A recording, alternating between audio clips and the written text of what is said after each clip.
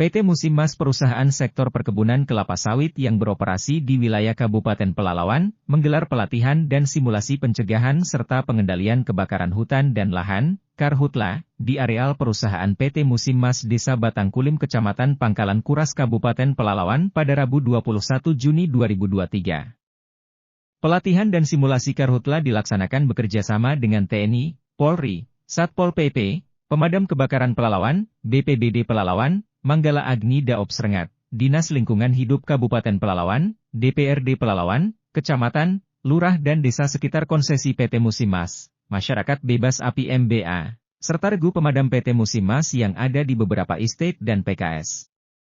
Mengawali rangkaian kegiatan BPBD Pelalawan memberikan pelatihan teori mengenai pengetahuan dasar pengendalian kebakaran lahan dan hutan. Setelah itu dilanjutkan dengan regu pemadam perusahaan perkebunan kelapa sawit ini mendapat pemaparan singkat dari tim Satpol PP Damkar terkait penanggulangan kebakaran serta pencegahannya. Termasuk langkah-langkah dalam mengatasi lahan yang sudah terbakar. Dalam kata sambutannya, General Manager PT Musim Mas, Jerry, menyampaikan pelatihan dan simulasi Karhutla merupakan program wajib dari perusahaannya. Dalam setahun minimal dilakukan 2 kali, bekerja sama dengan instansi pemerintah termasuk TNI dan Polri. Hal ini bertujuan agar setiap personel pemadam kebakaran selalu siap sedia dalam mengantisipasi dan menanggulangi apabila sewaktu-waktu terjadi kebakaran. Pastinya kita tidak menginginkan terjadinya kebakaran di areal perusahaan maupun di luar konsesi PT Musim Mas areal desa-desa yang ada di sekitar kita.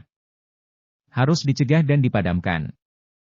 Untuk itulah setiap personil pemadam kebakaran harus selalu siap sedia dalam mengantisipasi dan menanggulangi apabila sewaktu-waktu terjadi kebakaran.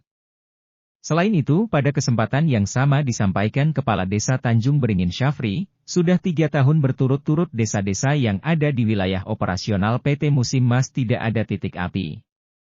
PT Musim Mas dengan desa sekitaran operasionalnya telah berkomitmen yang dituangkan ke dalam MOU untuk desa-desa yang tidak terjadi kebakaran diberikan reward dalam bentuk barang senilai Rp25 juta.